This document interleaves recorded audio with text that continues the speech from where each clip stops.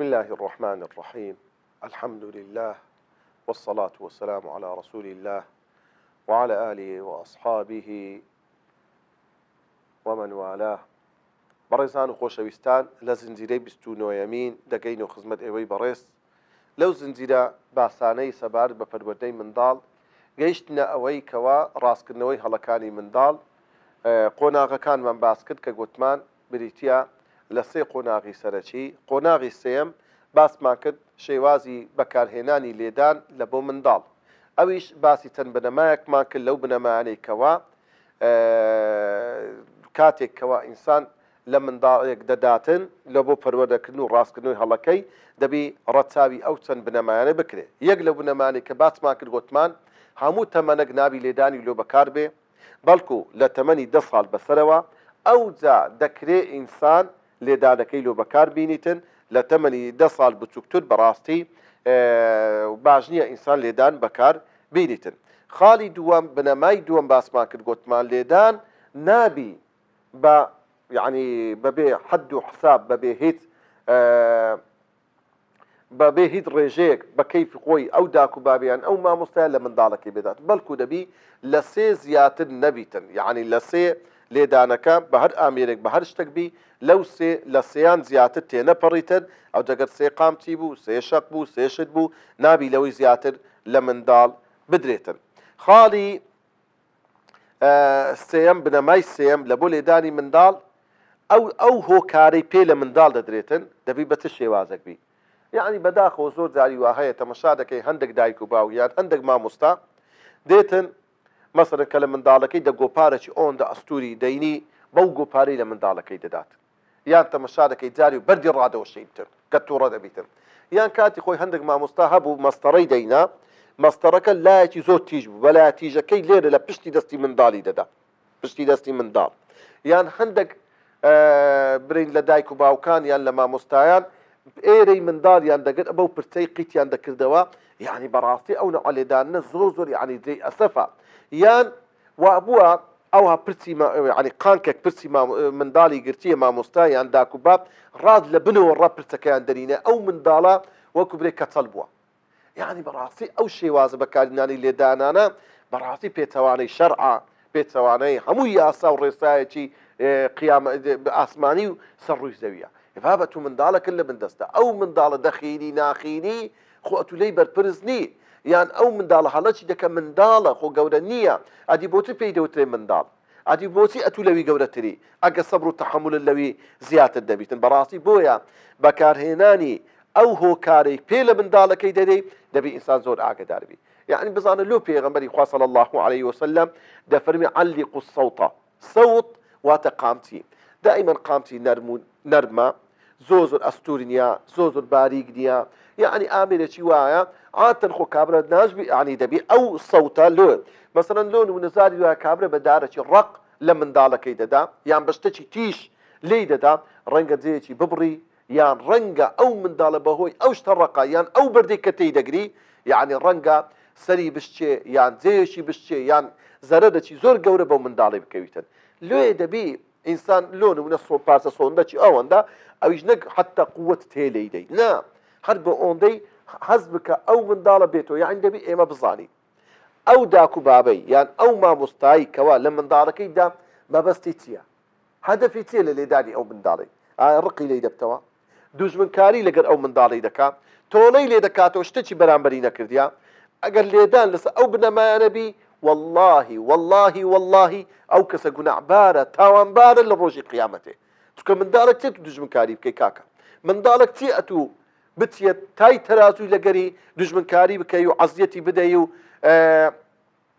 بێ مەیدانی لەگەری. زۆر غەڵەتە برای بەڕێزم، مامۆستای بەڕێز، داک و بابی بەڕێز، دەبی بزانی ئەوە منداڵە هەڵەی دەکاتن، دەبی سەبر و تەحەمولت هەبیتن. لۆیە یعنی کاتێک کە غەڵەتی کرد دەبی غەڵەتی هەوڵ بدەی غەڵەتەکەی گەورە نەبیتن، ئەو بەرفراوانی هەڵەگەڵەکەی بچووکەیەوە نەک فراوانیکەی و گەورەیکەی. لۆیە بەڕاستی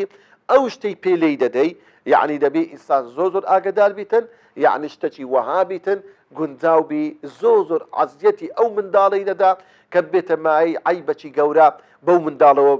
بێتن، یان ئەشکەنجە و ئازارێکی زۆری پێ ببینتن. خاڵیشتر کە زۆر گرنگە لەو کاتێ ئینسان تووڕەیە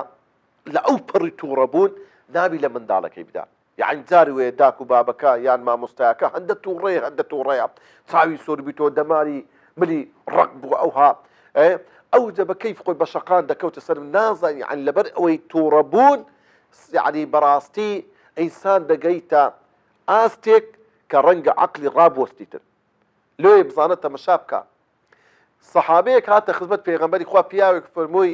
یا رسول الله صلى الله عليه وسلم أوصني أي پیغمبر خوا آموزگاریم کا پیغمبر فرمووی لا تغضب کاکە تووڕە مەبە. ثم قال أوصني لپاشە فرمووی یا رسول ئامۆژگاریش کەم بکەوە چییە شتێکی بەسیتە ئەوە. پیغمبر فرمووی لا تغضب. جاری سێم فرمووی لا تغضب. کاکە ئێمەش دەڵێین لا تغضب ئەگە تووڕەش بووی لە کاتی تووڕەبوون لێدان بەکار مەینە چکە لەو کاتێ ئەتوو لە ئەو پڕی تووڕەبوونەوە هەموو قووەتت دەکەوتە ناو ئەو دەستەی لەو کاتی لێ دەی هەموو قووەتت دەکەوتە ئەو قاتی لێ زۆر جاری وایە بە شەقەی کابرا منداڵی خۆی کوشتیا بە یەک شەقی زۆر جاری لە تووڕەبوون سەری منداڵەکەی بە دیواری دادایە منداڵەکە مێشتی تەقیە واللهی حالەتێکی ئەوها ڕوویدا لەو شاری هەولێرە بابک زۆر تووڕە بوو لە منداڵەکەی شەقەی لێدا منداڵەکە لە تەنیش دیواری بوو سەری بە دیواری کرد مێشتی تەقی تەوعان منداڵەکە نەزیفی ناو مێشک بوو منداڵەکە من ئێستاش ئەو بابە دەتلێتەوە پەشیمانە یعنی سبحان الله خانی فرۆشتخانی لە بەرچاوی کرد مەحەلەی لە بەرچاوی کرد بەس کاکە واللهی پەشیمانی دادت نادە ئەدیتر لە قیامەتێ دەکەی چ جوابی خوای دەدەیەوە لە ڕۆژی قیامەتێ لۆیە ئینسان کە کاتێک بەڕاستی لە منداڵدا دەبی زۆر ئاگاداربی لۆیە لەو کاتێ لۆیە پێغەمبەر دەفەرمێ صلی الله عليه وسلم دەفەرمێ لەو کاتێک کە لە منداڵ دەدەن دەفەرمێ لە کاتی تووڕەبوون لە منداڵەکانتان مەدەن.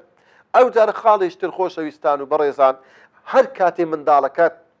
پەنای هینا کەتە بن دەست و پێت دەستی برن کرد ئەوها وەکو کوو ئەسیرێک دەست برن دەکا هاوارت لە بۆ دەینی بە تایبەت ئەگەر هاواری خوای کرد دەست هەگرە وازی لێ بینە تەواو بکشێوە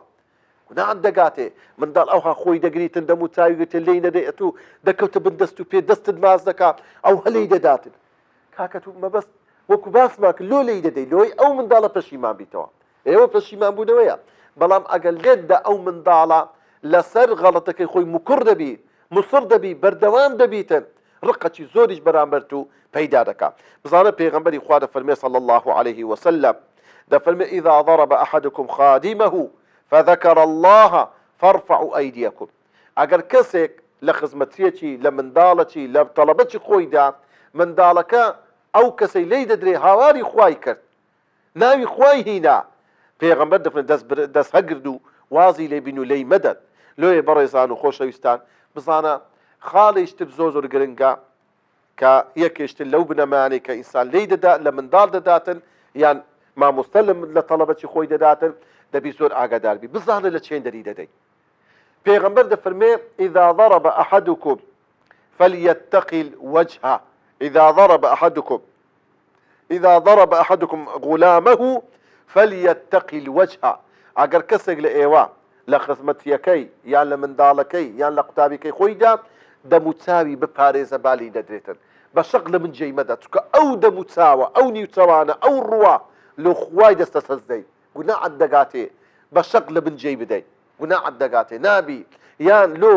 کابرا جاری وا هەیە شەقەی لە منداڵ دەبەری چاوی شین دەبی ئەو منداڵە شەرم دەکە بستەوە ناو قوتابخانەکەی برادەرەکانی بیبینن شەرم دەکە بستە ناو هاوڕۆیەکانی دەور و جیرانەکان بیبینن شەرم دەکات میوانێک بێتن خۆی بە میوانەکان پشیان دەگوناحت دەگاتێ ئەو منداڵە ئەوها بەو شێوە لێی بدەیت لێ لێدان لە هەر کەسێک بی لە هەر کەسێک بی بە هیچ شێوێک نابی لە دەم و چاو بدرێتن سەر زۆر ئاگادار بە سەر زۆر ناسکە نابی بە کەیف خۆل لە تەپی سەری ئەو منداڵی بدەیت جێ لە بن جێی بدەیت ڕەنگە منداڵی وهەیە جێی گران بە بەستەنها لە جێی درایە یاخود دەستی بە گۆپارێک بە شتێک لێی بدەیت ڕەنگە دەستی بشتی ئەدی لە چێندەری بدەیت وا تاکە ئینسان مەسەن لۆ نمونە لەو نەرمی ڕانەی ئەویش زۆر بە قووەت نا بە نەرمی ئەوها لەو ڕانانەی بدرێ مەسەن ئەو شوێنانەی کەوا نابێتە مای شکستێکی زۆر واروەها ناوی لێدانەکە ژۆکی باسمان کرد زۆر بەهێز و بە قووەت بیتن بەڕاستی بەڕێزان و خۆشەویستان منداڵ زۆر بچووکە لەگەر هەڵس و کەوتی ئێمەی گەورە دەبی بە جوێرەی حەجمی منداڵەکە بیتن، بە جێرەی عەقلی منداڵەکە بیتن، بە جێرەی تێگەیشتنی منداڵەکە بیتن. نابی منداڵەکە بینیا ئاستی خۆت، چونکە بە غەڵەت دادەتی، چونکە هەڵەی زۆر گەورە دەکەی لە هەڵەی منداڵەکە زۆر گەورەتر دەبی، لێی پەشیمان دەبیەوە و پەشیمانیش دادا. وصلى الله على سيدنا محمد وعلى آله وصحبه أجمعين.